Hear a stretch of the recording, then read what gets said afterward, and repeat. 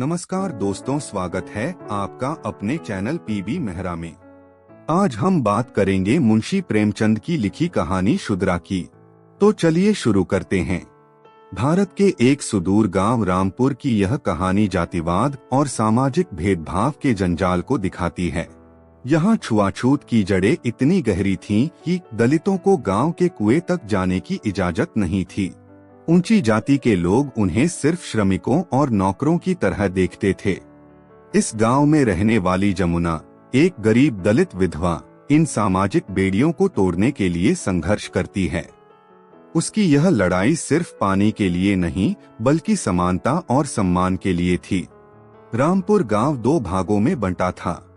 एक ओर ठाकुरों, ब्राह्मणों और बनियों के बड़े बड़े मकान थे, जहां पक्के घर, चौड़े आंगन और ऊंची ऊंची दीवारें थीं। उनके मंदिर और चौपाल भी अलग थे।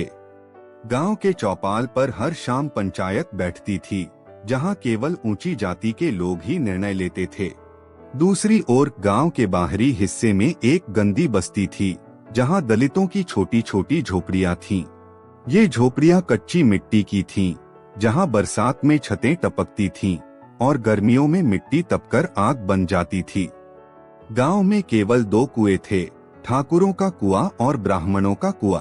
दलितों को इन कुओं से पानी लेने की मनाही थी। वे गांव के बाहर एक गंदे तालाब से पानी लाते थे, जहां जानवर भी पानी पीते थे। गर्मियों में ये तालाब सूख जाता था और तब उनकी हालत और भी खराब हो जाती थी। जमुना 35 साल की एक दलित विधवा थी। उसके दो बच्चे थे, रघु 10 साल और गोमती 8 साल। पति की मृत्यु के बाद वह अकेले मजदूरी कर अपने बच्चों को पाल रही थी। वह ठाकुर राम सिंह के खेतों में काम करती थी, जहां वह और उसके जैसे कई लोग दासों की तरह श्रम करते थे। ऊंची जाति के लोग उन्हें केवल एक मजदूर समझते थे, सम्मान की कोई गुंजाइश नहीं थी।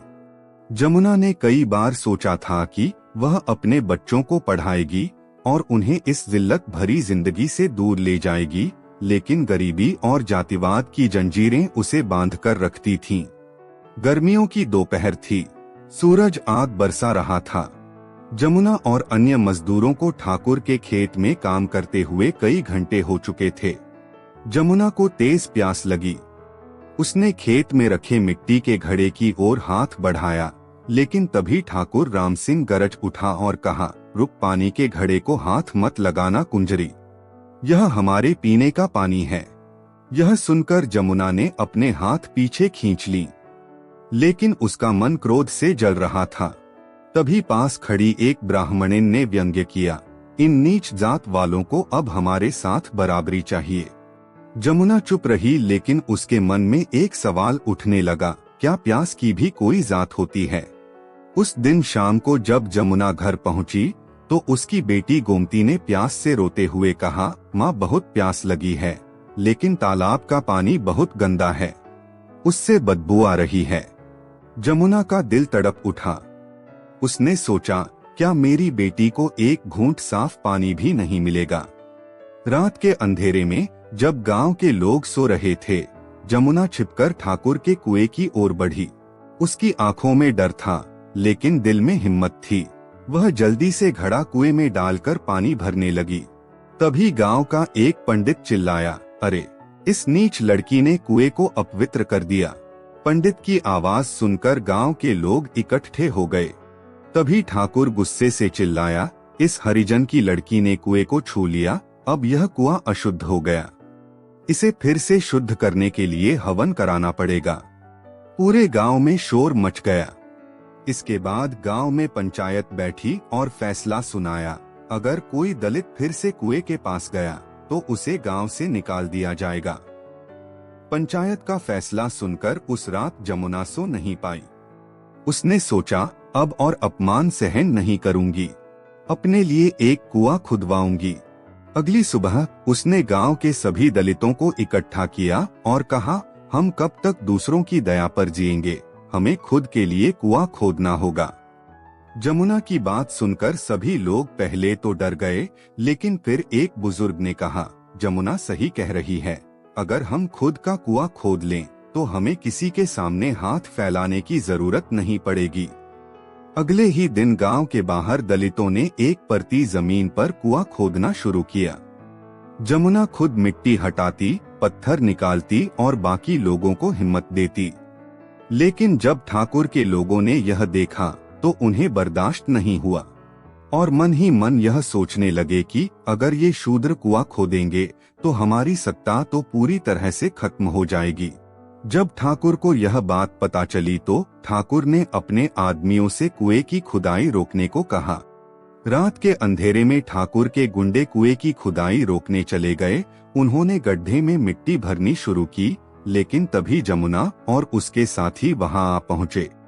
जमुना ने ठाकुर के आदमियों को ललकारते हुए कहा, हम पीछे नहीं हटेंगे। हालांकि यह पहली बार था कि दलितों ने ठाकुरों का विरोध किया था। एक बार फिर गांव की पंचायत बुलाई गई और पंचायत में ठाकुर ने कहा, इन नीच जात वालों को अपनी हद में रहना चाहिए। लेकिन तभी कुछ शिक्षित युवा ब्राह्मणों और बनियों ने कहा, हर किसी को पानी पीने का अधिकार है।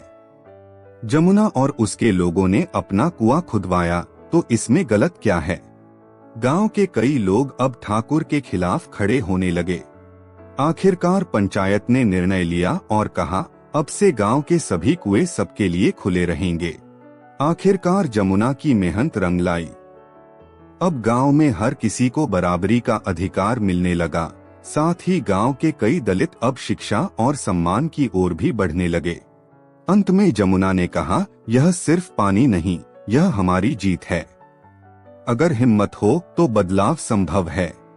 दोस्तों, यह कहानी सिर्फ एक गांव की नहीं बल्कि पूरे समाज की सच्चाई दिखाती है। जातिवाद, भेदभाव और अन्याय के खिलाफ जब तक लोग खड़े नहीं होंगे तब तक बदलाव संभव नहीं होगा। तो दोस्तों, यह थी मुंशी प्रेमचंद की लिखी कहानी शुद्रा। यदि आपको हमारी यह वीडियो पसंद आई हो तो इसे लाइक करें, शेयर करें और पीबी मेहरा चैनल को सब्सक्राइब करें। फिर मिलेंगे एक नई कहानी के साथ, तब तक के लिए अलविदा। जय हिंद, जय भारत। धन्यवाद।